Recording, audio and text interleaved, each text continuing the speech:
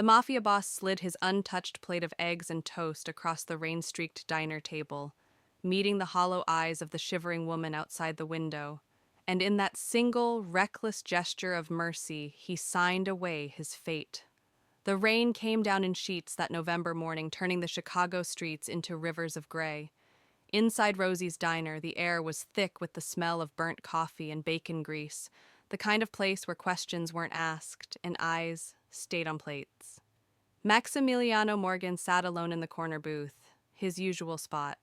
The leather of his black coat was still damp from the walk from his car. He didn't look like the other patrons, no worn work boots or faded jackets. Everything about him was sharp, tailored suit, polished shoes, the kind of watch that cost more than most people made in a year. His dark eyes scanned the room with practiced efficiency, cataloging exits, noting faces, calculating threats. 20 years in the business had taught him that relaxation was a luxury he couldn't afford. The waitress Rita knew better than to make small talk. She'd set down his breakfast, scrambled eggs, wheat toast, black coffee, without a word, and disappeared back behind the counter. Max stared at the food, but didn't touch it. He never ate much anymore. Food had lost its taste somewhere between the third betrayal and the ninth body he'd ordered buried. His phone buzzed. A text from Victor, his second in command. DA's office is sniffing around the warehouse deal. Need to meet. Max's jaw tightened. The district attorney had been a thorn in his side for months, trying to build a RICO case that would finally put him away. They had nothing concrete, yet. But Max knew the law was patient, and his empire, built on fear and favors, was only as strong as his weakest link. He reached for his coffee when movement outside caught his eye. Through the rain-streaked window, a figure huddled against the brick wall of the alley beside the diner. At first, Max thought it was just another pile of discarded trash bags. Chicago was full of them. But then the pile moved, and he saw her. A woman, maybe 30, wrapped in a thin, soaked jacket that had once been blue. Her brown hair hung in wet tangles around a face so gaunt that her cheekbones looked like they might cut through her skin. Elle Mitchell had been sitting in that alley for 2 hours, trying to will warmth back into her fingers. She'd lost her apartment 3 months ago, lost her job 6 months before that, and lost everything else, her career, her dignity, her hope, 2 years ago when the accusations came. Misappropriation of client funds, disbarment, criminal investigation dropped due to lack of evidence, but the damage was done. No one hired a disgraced lawyer. She watched the people inside the diner through the window, imagining the heat, the food, the simple mercy of a roof. Her stomach had stopped growling days ago. Now it just ached.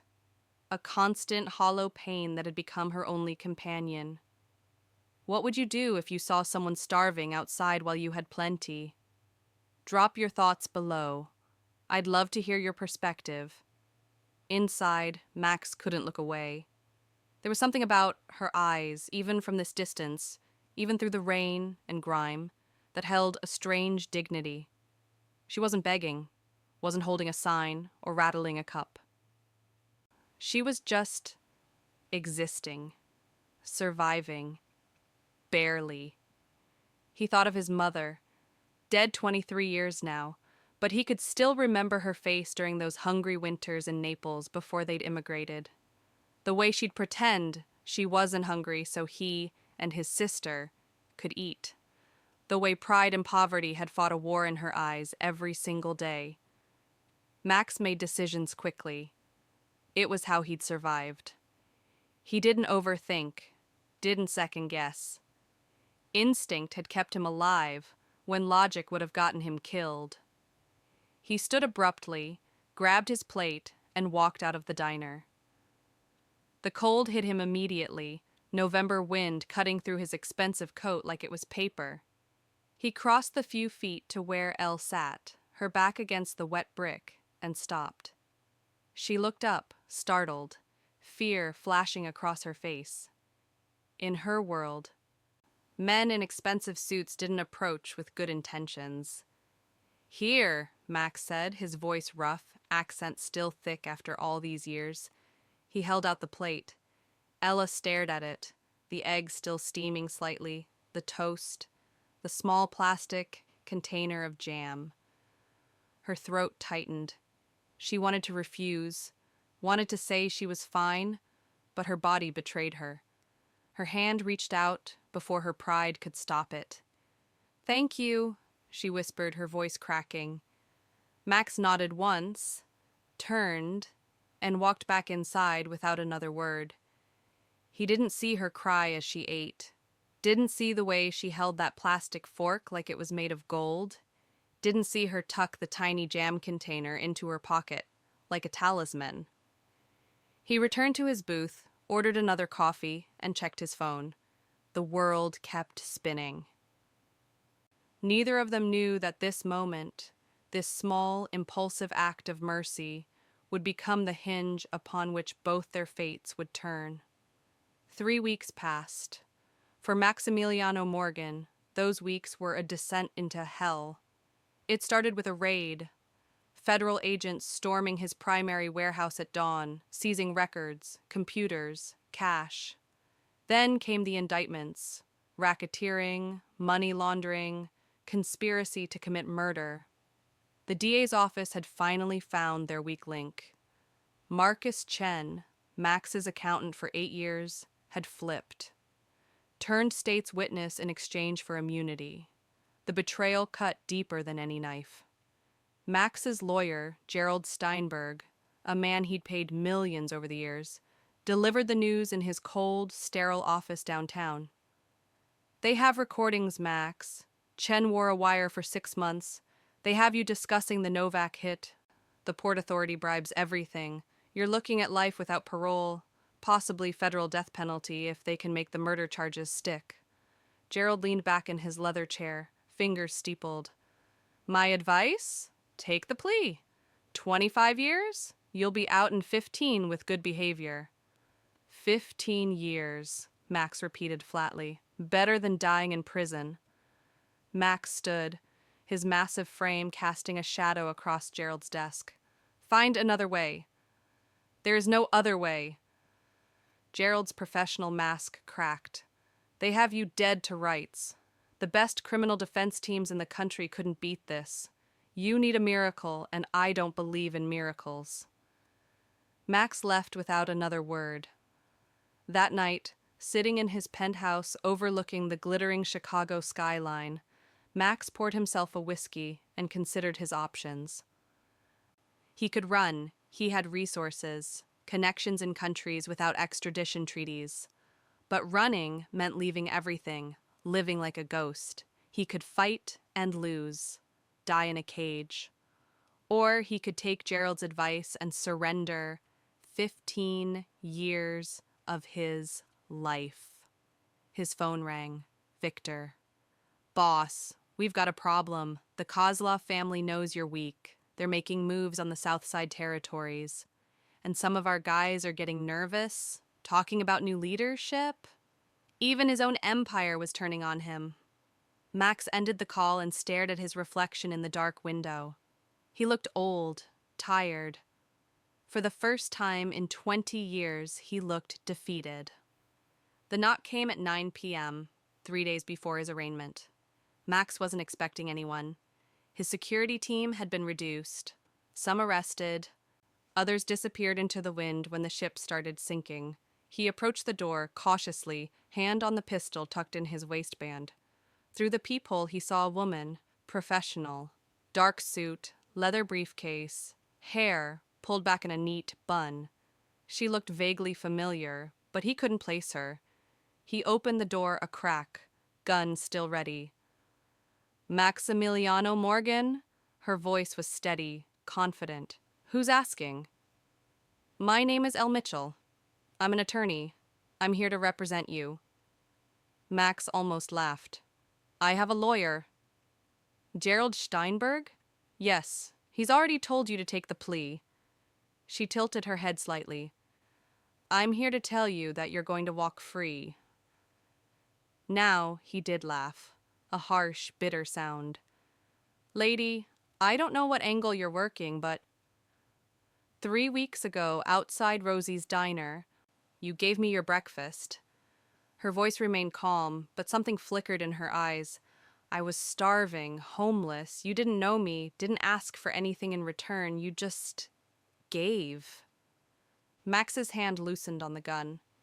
He remembered. The woman in the alley. The rain. But this woman in front of him, polished, professional, commanding, bore no resemblance to that broken figure against the brick wall. You clean up nice, he said carefully. I used what you gave me to get a meal, a shower at a shelter, and enough clarity to remember who I used to be. Elle reached into her briefcase and pulled out a document. Before I lost everything, I was one of the best defense attorneys in Illinois. I've won 17 impossible cases. I know every loophole, every procedural weakness, every judge's prejudice. She held out the document. I've spent the last 3 weeks rebuilding my credentials, contacting old colleagues, and most importantly, investigating your case. Gerald Steinberg is either incompetent or paid off. The evidence against you, it's strong, but it's not unbeatable. Max stared at her, searching for the con, the angle. Why? Because you saw me when I was invisible. Because you gave without expecting anything back. Ella's voice softened just slightly. Because mercy deserves mercy. What would you risk to repay someone who showed you kindness when you had nothing? Share your thoughts below. Max stepped back and opened the door wider. You better be as good as you say you are. Elle Mitchell walked into the penthouse, set her briefcase on the table, and smiled. A small, determined smile that held the ghosts of 100 courtroom victories. Mr. Morgan, I'm better. Ella spread the files across Max's dining table like a general plotting a war. Police reports, witness statements, surveillance transcripts, Chen's testimony, hundreds of pages representing the government's case against Maximiliano Morgan. Max poured 2 glasses of whiskey and slid one across to her. She didn't touch it. First rule, Elle said, her finger tracing a line through one of the documents. We don't just defend, we attack. The prosecution has built their case on Marcus Chen's testimony and these recordings. So we destroy both. Chen's already flipped. He's in witness protection. Witness protection doesn't make him credible. Ella pulled out a yellow notepad, covered in her handwriting. I've been digging into Chen's background. Did you know he has a gambling problem? Owes money to 3 different bookies? 2 of them connected to the Kozlov family. Max leaned forward. I didn't know that. Because he hid it well. But debts make people desperate, and desperate people make deals, not just with the FBI. She met his eyes. What if Chen wasn't just cooperating with the feds? What if he was also feeding information to your rivals? What if his testimony isn't about justice, but about paying off debts and eliminating you so the Kozlovs can move in? Max felt something he hadn't felt in days. Hope. Small, fragile, but there. Can you prove it? Not yet. But I have a source. A private investigator I used to work with before everything fell apart. He owes me a favor. If Chen's been meeting with Kozlov's people, there'll be a trail. Elle flipped to another page. Second issue, the recordings. The prosecution claims they have 6 months of conversations.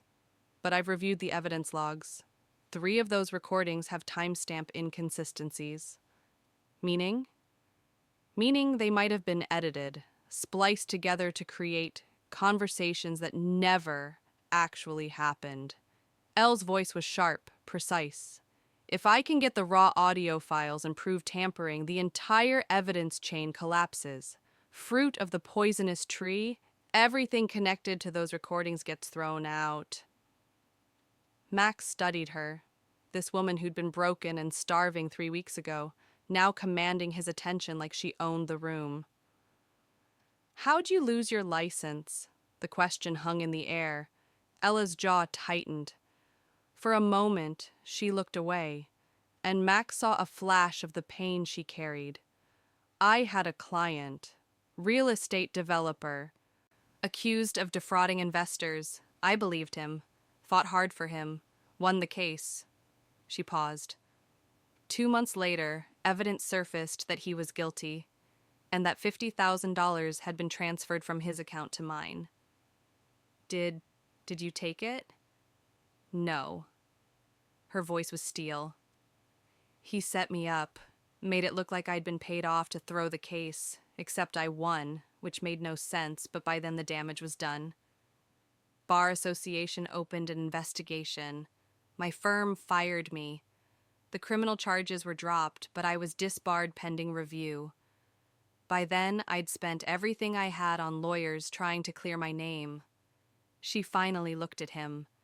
I lost my apartment, my savings, my reputation, everything. So, why help me?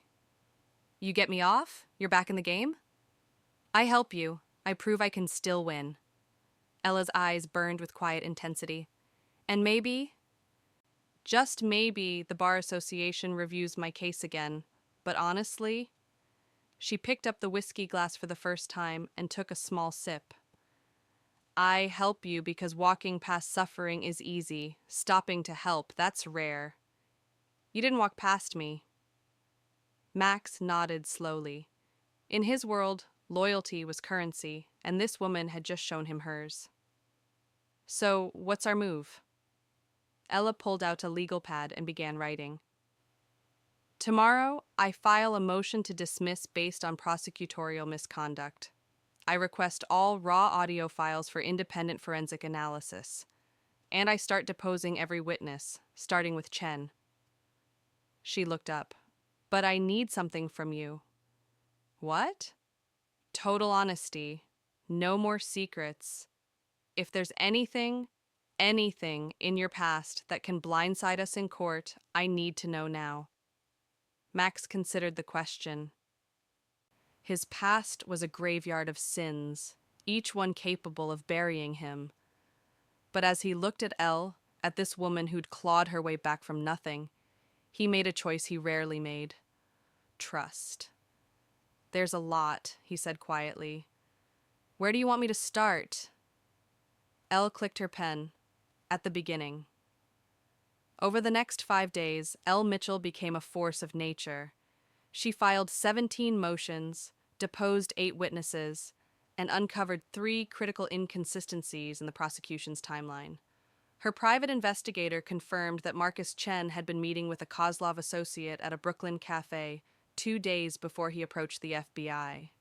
But the real breakthrough came on day 6. Elle was reviewing the audio files, the ones the prosecution had finally, reluctantly provided, when she noticed something, a background sound.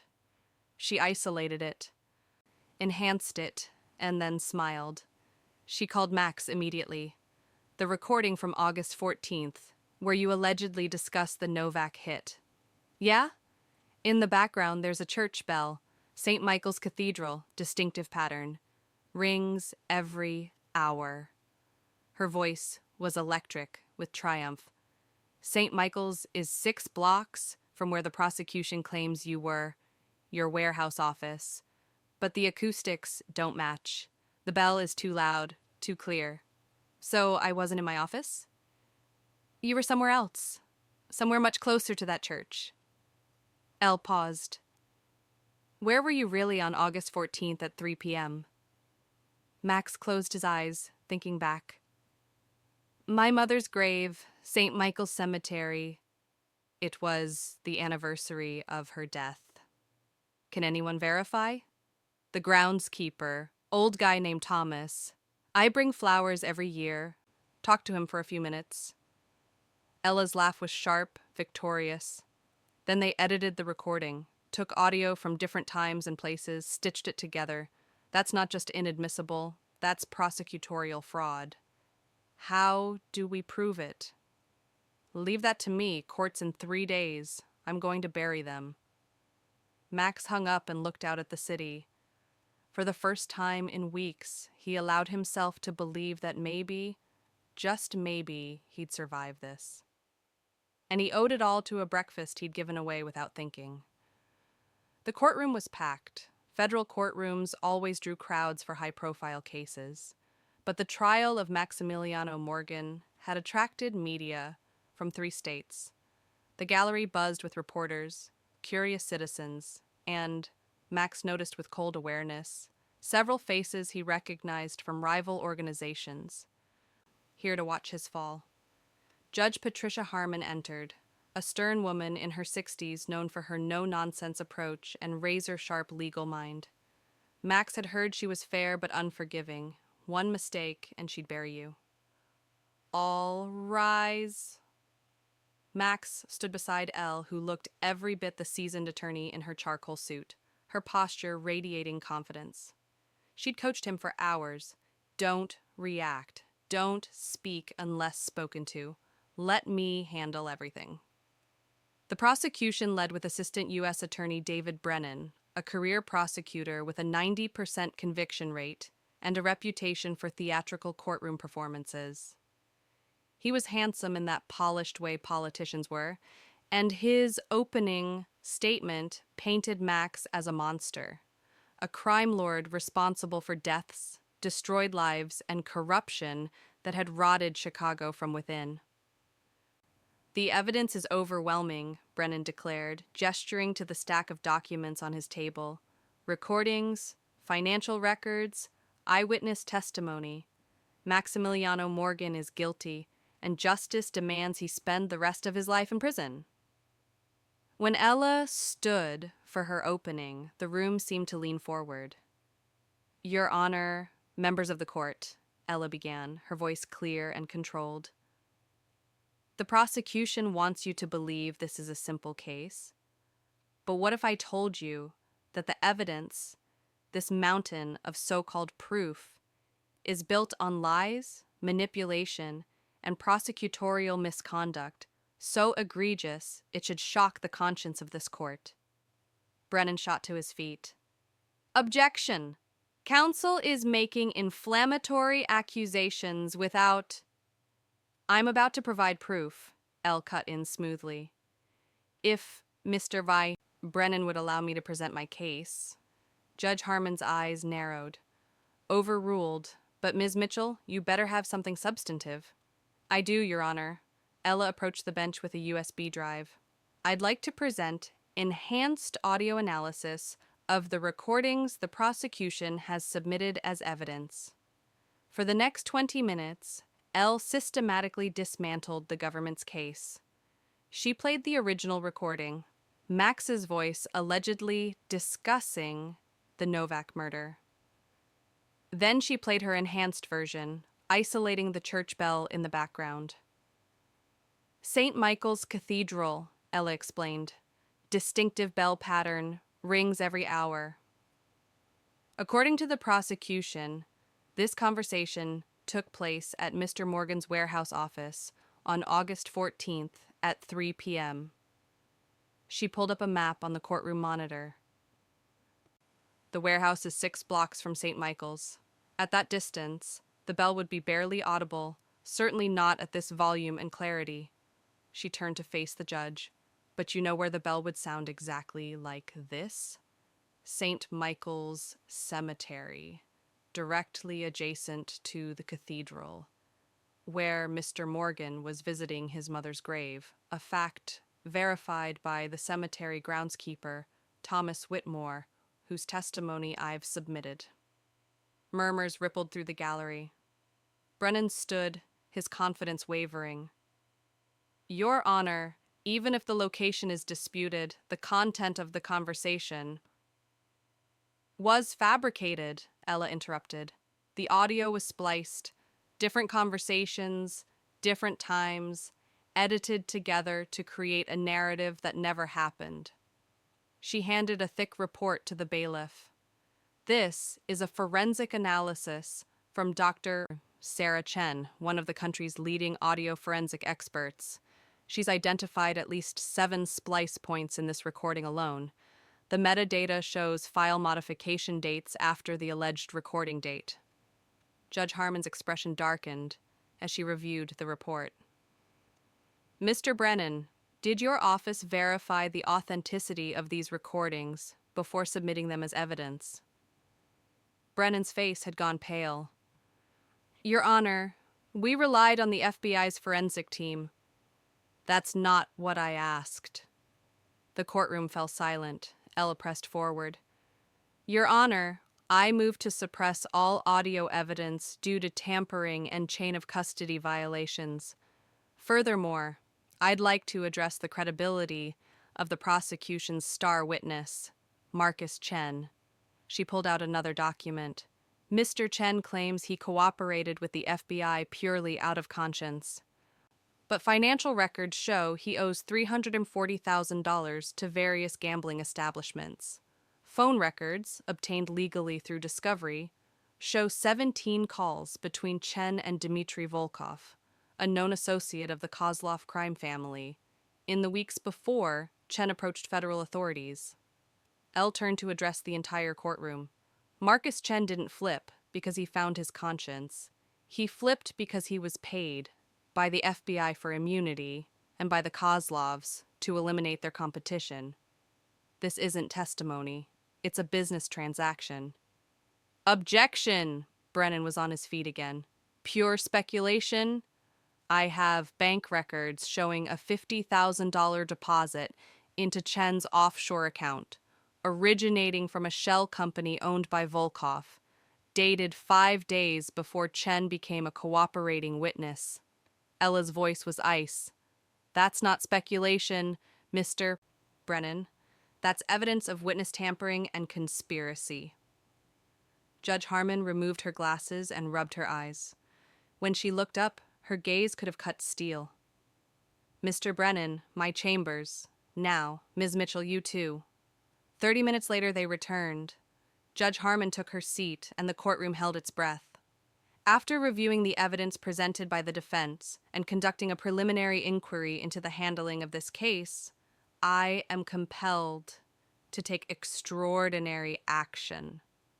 She looked directly at Max. Mr. Morgan, the charges of conspiracy to commit murder are dismissed due to insufficient, credible evidence and prosecutorial misconduct. The courtroom erupted, cameras flashed, reporters scrambled for their phones. Order! Harmon's gavel cracked like thunder. I'm not finished.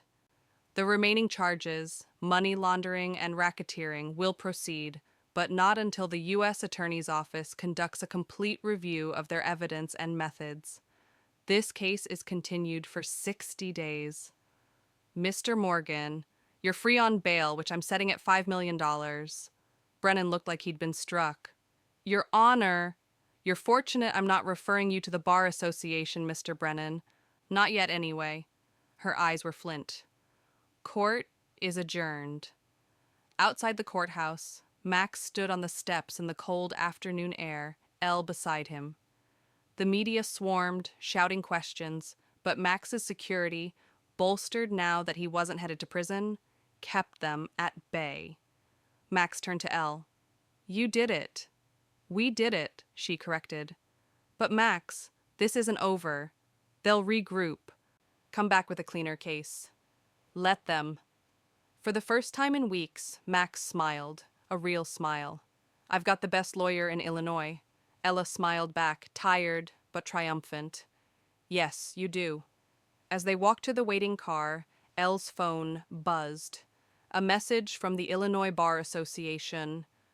Request received for expedited review of your case.